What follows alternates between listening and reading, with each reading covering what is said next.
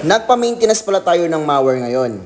At yung mga putol na damo na yan, pwedeng ipakain sa ating mga manok dahil nga fresh cut. Pero kapag nabubulok na po ng mga damo, hindi na po pwedeng ipakain sa ating mga alagang manok. Binaba ko rin ang mga mamahalin nating manok. O di ba, libre merienda. Nag-umpisa na rin ako mabigay sa mga naka-range nating mga breeders. Si AJ at si Kambal naman ay nagre-refill na ng tubig at nangongolekta ng mga itlog. Tignan nyo rin kung gaano kagaganda, kagwapo itong ating mga future breeders ng mga mamahaling manok.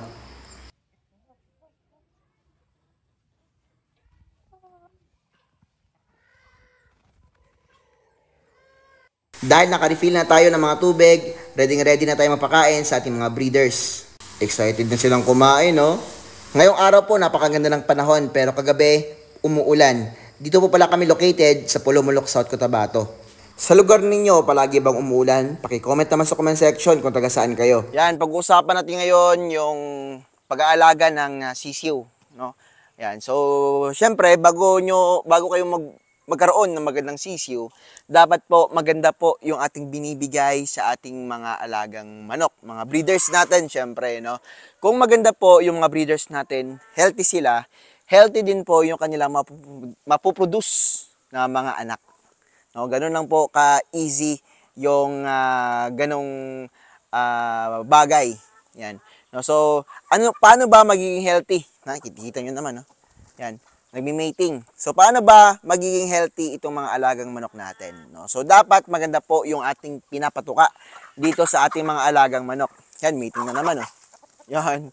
No, so, ano ba yung pinapakain sa breeders? Minsan kasi, nagkakamali tayo minsan. Yung iba, yung pinapakain nila, yung mga bago pa lang, no? Doon sila sa level 3. Yan, level 1, level 2, level 3, level 4 kasi yan. Minsan naman, yung level 2, pinapakain nila. Kasi may mga sisiw din sila doon na nakasabay. So, kapag ganun, no, hindi naman natin maiwasan yan kasi minsan tinitipid natin yung area natin dahil nga hindi naman lahat tayo ay merong area na paglalagyan ng manok. Yan. No? So, about dito sa mga breeders, high on protein sila, no? So, kung halimbawa, may mga breeders kayo kasama yung mga sisiw nila, yan, no? Doon kayo sa mga level 1 o level 2, no? So, wag na kayo magbigay ng level 3, no? Ano ba yung mga level 3 na sinasabi ko? Ito, magsabi natin ng brand. Vipro 1, no? Galimax 1, yan, mga ganyan, no? Galimax 2, Galimax 3, Galimax 4, Galimax 21, no? Kasi wala silang Galimax 4. Yan, pero isa yan sila ginagamit ko dito.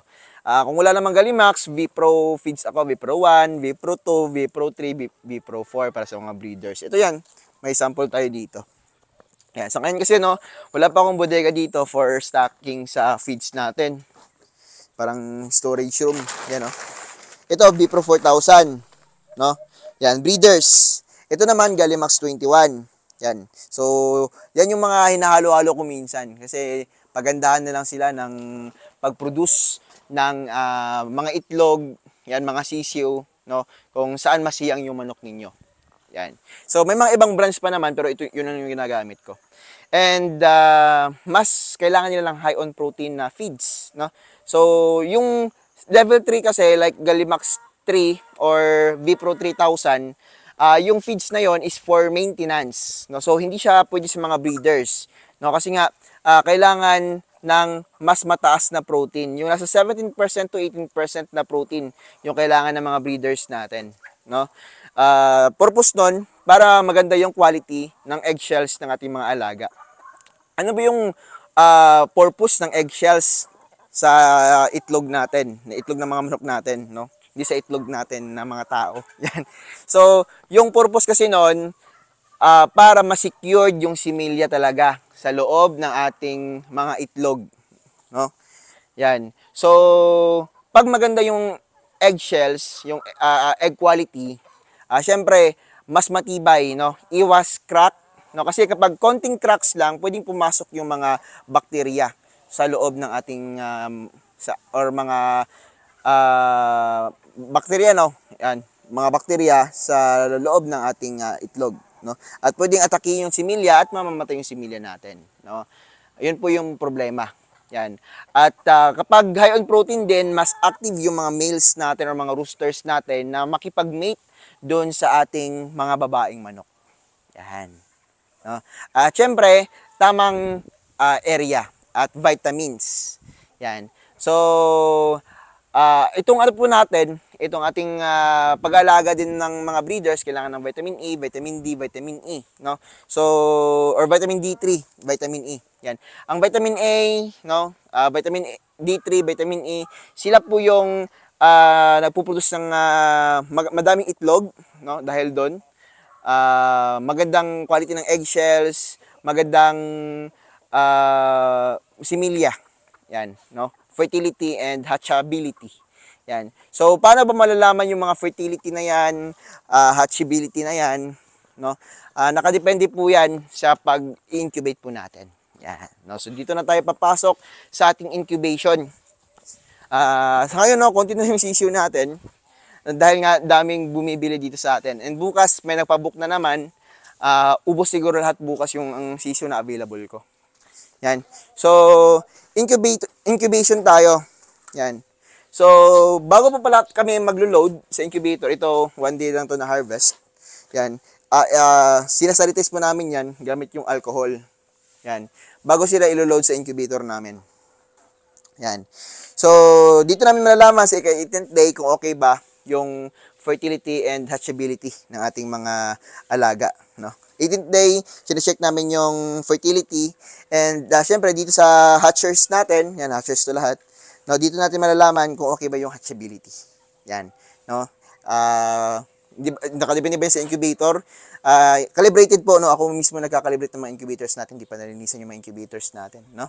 Dahil nga kakalipat lang natin dito. Yan, at medyo nakakapagod pa yung maintenance namin dito sa ngayon. Yan, pero patapos na lahat and linis na lang tayo dito sa sa ating mga sisyo. Unang-una na ginagawa ko dito, disinfect. Yan. Disinfect tayo dito sa mga sisyo natin ng or sa kulungan nila at sa baba, no? May mga brands yan, mga Microbanchiti, Major D, yan. Doon sa San Miguel, no, meron silang ginagawa din. Yan. So, depende yan sa inyo kung ano yung available. Pero yung nagamit ko dito palagi is yung ating Microban GT. Or wala kasing Microban Avi dito. Yan. Dito wala nang mga sisiyo dito. Ubus na. Yun yung pinakyaw ng isang buyer natin. No? Taga Norala. Yan. So, dito naman yung mga selections natin. Yan. Pero kapag wala akong, may mga pumunta kasi dito minsan, talagang nabibigay ko rin sila. No? Hindi natin may iwasan. Daming bumibili dito eh. Yan. Dito yung selections ko rin pero wala kasi ako maibigay bukas sa nagpa-book. Kaya siguro ito yung mabibigay ko. Yan. No? So, pinapakain natin once again. Pwedeng Integra 1. Integra 1, Gallimax 1, or Vipro 1. No? Kapag sila po ay 0 day to 30 days old. No? Level 1. After 1 month, pwede na tayong mag-mix ng mga organic. Yan. No, yun lang ang pinapakain dito sa mga sisiyo natin. And malinis sa tubig, umaga, tanghali, tsaka hapon. Yan. No? Minsan, kapag special yung ating mga sisiyo, no, mas mamahalin yung ating pinapatuka dito. No? Like Salto na Chick Booster with Immunodigest. No? May Coccidia inhibitor po kasi ito. Yan, di natin ma-focus. Yan, may Coccidia inhibitor po yan para iwas tae ng dugo yung ating mga alagang manok. Yan. So, ito naman, yung mga andito is nakabook na to for tomorrow. Yan. 60 chicks yung order sa atin. Yan. Binavitamins natin yan para sa biyahe para bukas. Ito yung mga super selection natin. Napakaganda ng mga katawan nito, guys. So, ito yung gagamitin natin for breeding purposes. Kumukuha lang ako nito ng 5, no? Or hanggang 10 every batch. Depende. Yan. Minsan kasi daming buyer, minsan nauubos lahat. Yan, no? Kapag masama naman yung panahon, Panamox Forte yung gamit ko. Yan. Syempre sa feeds namin dito, both CCO and CCO at saka mga breeders, no? Ay may mix po yan na King's Vita Plus Animal Feed Supplement. No? May vitamin A, vitamin D, vitamin E, at saka probiotics, no? Omega 3. Enzymes, whey protein. Yan. Sobrang daming andun sa ating King's Vita Plus. So, yung setup naman, no, screen yan. Yan, kapag may bagong sisiw tayo, yan, sanitize. Ito, sasanitize natin to dahil malapit na tayo mag-harvest na naman ng mga sisiw. Ganitong patubig lang. Yan, dapat madaming access ng tubig. Nakadepende din po yan kung gaano kadami yung mga sisiw natin. Ito, parang, di ko lang, nasa mga, ano to, 4 feet siguro by 1.5 feet. No? Good for 50 chicks to, no? So, yung ilaw naman is 4 to 6 inches from the flooring. Yan, ito, pinadown ko lang yan. Yan, dapat ganyan kataas, oh. 4 to 6 inches yung flooring natin. And 100 watts pala yung ginagamit ko dito. Kapag nag-aalaga din tayo ng sisyo, alam nyo rin dapat kung ilang watts yung ibibigay natin sa ating mga alaga. Para sa akin, no, 2 watts, pinaka-effective, 2 watts per head. Sabi kasi ng karamihan, 1 watt per head lang. Para sa akin, di enough yun. So, mas maganda 2 watts per head. And 100 watts talaga yung gamit natin. Yan, hindi ako gumagamit dito ng 50 watts. Hindi din ako gumagamit ng 25 watts. Medyo mahina kasi yung init niya. Yan. Minsan namamatay yung sisiyo dahil hindi po enough yung init sa loob ng ating brooder. No? Yan. At syempre, pag sila ay nagkaedad na po, no? Ng ilang days, pwede tayong magbakuna ng Beyond B1, Gumboro, Lasota. Yan, Lasota plus IB. About sa vaccination, may mga vlog ako about dyan. Yan, pwede nyo pong matignan or i-search dito sa YouTube.